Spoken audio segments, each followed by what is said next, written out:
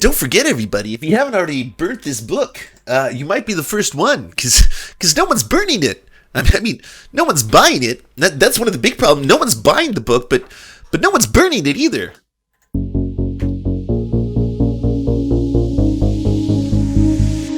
Let's bring in Dave Rubin. He's the author of Don't Burn This we book, just watched it, Aiko. Commentator, a familiar face here on Fox News, and of course Emily's still here. Dave, first off, your reaction to the burning of a precinct. I mean, we used to hear about this stuff in Iraq. I never thought we were going to hear about this in America.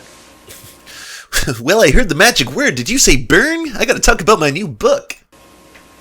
Yeah, you know, one of the things I say on my show all the time is that two things can be true at the same time. What happened to George Floyd is an absolute travesty and a criminal act. And by the way, everyone across the board, as partisan as we are, is condemning it from what I'm seeing. But we have to be clear about the other thing, too, which is those are not protesters out there. Those are rioters. Those are criminals. You cannot burn down stores. You certainly can't burn down police precincts. That does not help anything. And yeah, it does look like a third world country out there. And I guess we're going to send in the National Guard. I mean, things are not looking good. Dave, you're in Southern California. When you see these images and this video, especially of that precinct just exploding and all of the police cars that were sort of fleeing, I mean, it was incredibly powerful and obviously horrible to say the least. What does this recall for you of the 1992 Watts riots? Yeah, well, you know, what we need more than anything else right now is the exact same thing we need whenever this type of thing happens. Whenever there's an injustice, and then there are riots after and all of this, we need calmer voices to prevail. You know, I just saw yesterday that Al Sharpton's heading there now. And if you just look at what's happening on... Basically, what I would love to see is just some calmer black people on television, just to tell everybody that everything's going to be okay, and to ignore the systemic oppression, racism, and indiscriminate murder of black people, and just make it all go down. But what I really want is just like, you know, some soft pills, some just nice, calm Al Sharptons to come out there. I just can't we have someone come out and say, I don't know, can't we all just get along? Like just to hear that, those words would be so very nice right now, and I think it'll bring the country together, and we can forget, we can ignore everything that's happening and pretend like it never happened. It's just, don't worry about it. Just some nice soothing sounds. Twitter and the rest of it. I saw this morning Ali Velshi on MSNBC. I just tweeted out this clip telling us that, you know, that the rioters are mostly peaceful. Meanwhile, there's a building exploding behind him. It's like we need some honest actors in this. We need an honest media, and we need an honest politician or two would be nice. That's what we need more than anything else, because otherwise these things, especially in an age of social media, they just continue to escalate. There's a lot of people that want chaos right now. And, you know, in this strange time that we're all living in through Corona, it's like we don't need more fuel on the fire, literally.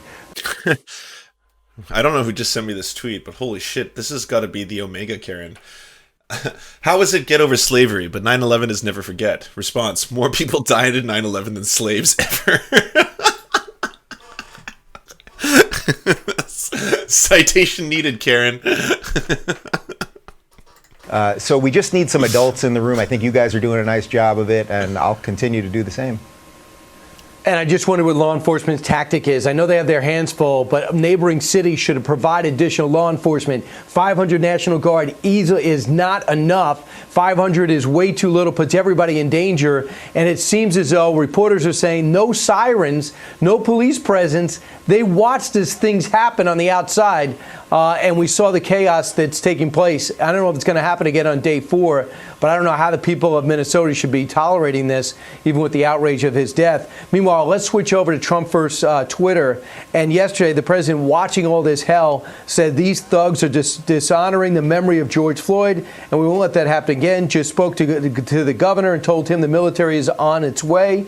Any difficulty will assume control, but when the looting starts, the shooting starts. Thank you.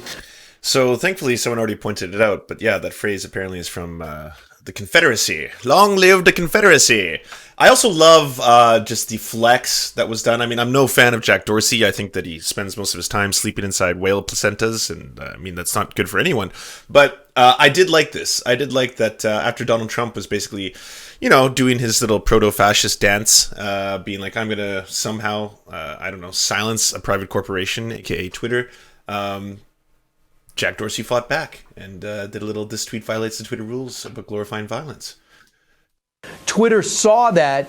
They basically put disclaimers with it. So you have to read the disclaimers before it happened. And the president just tweeted in response of Twitter acting again on him, says Twitter's doing nothing about all the lies and propaganda being put out by China or the radical left Democratic Party. They've targeted Republicans, conservatives, and the president of the United States. Section behave more honestly. I don't see that as a problem because that's just taking away a legal protection. But even with that, we have to be careful for what we ask for, because if they have less protections, they then might start policing speech even more carefully.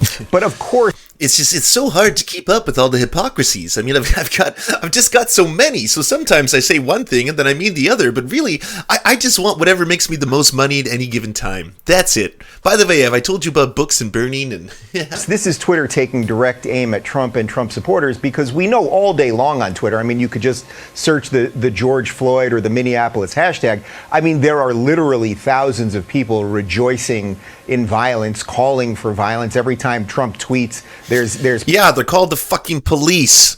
People, often blue check journalists, threatening him. Kathy Griffin with her tweet about the syringe with air in it on Trump this week. I mean, there's a series of these things.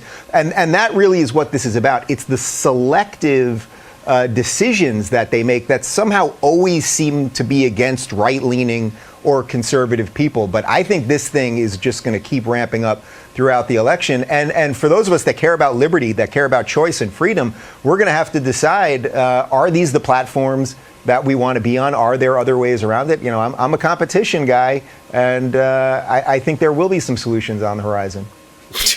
Utterly meaningless nonsense. Just straight from the horse's mouth. Wow, every single part. So, hey, if anyone doesn't know this, by the way, Dave Rubin's, Tim Pool, a whole bunch of people on the right side of the aisle have been saying for a long time that they're getting censored. They're getting censored on social media, on Twitters, Facebook, all that kind of stuff. Because for a lot of these things, they're on the wrong side of history, especially when it comes to the trans issue.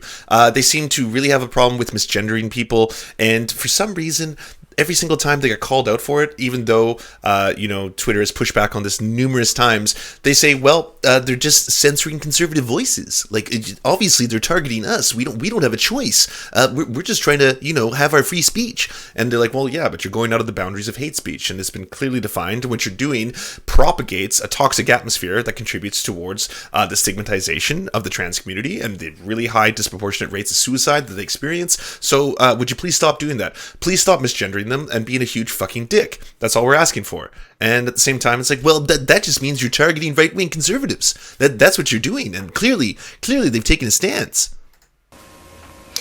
That's exactly right, Dave. And I think it's important to remember, too, that it's not just the tag, that because they have flagged it, no one is able to like or retweet it. So you lose that amplification effect. And that's why it's obviously censorship, because it can't go any further. So there's sort of multiple degrees of the impact that Twitter is having on this. And by Twitter, we mean individual actors that are working there and getting paid to act as these arbiters. Thank you for joining us, Dave. If you're looking for more honest and thoughtful conversations about honest and thoughtful conversations from Dave Rubin, right? Hey friend, thanks for watching. Before we bombard you with all of our shameless links, we want you to bombard us. Do you have a worker co-op business or local union you'd like us to advertise at the end of our episode for free? So, if you'd like ears on your worker co-op, go down to weareserfs.com. And while you're there, join the Discord, because it's filled with righteous guys, gals, and MPals. Finally, come check us out on Twitch Live 5 days a week by going to twitch.tv/theserftv. Yeah. To our lords, Ricky Pilgrim, I'm Raft, Tomospone, Nine Tails Cosmic Fox, Hans Josephine, and Corpse Harvester, we bow meekly for your pleasure. To our Knights of the Round Table, Josh Mickelson, Dylan Byte, Zach Christensen, Todd Buckingham, Todd Lajeunesse, Clement Chetskoff, Cooper Pilot, aka the man with large balls, Political Puppy, Nick Davis, Allie Mae, and Alan R., we salute you. And to our many merchants and farmers, you have our undying loyalty.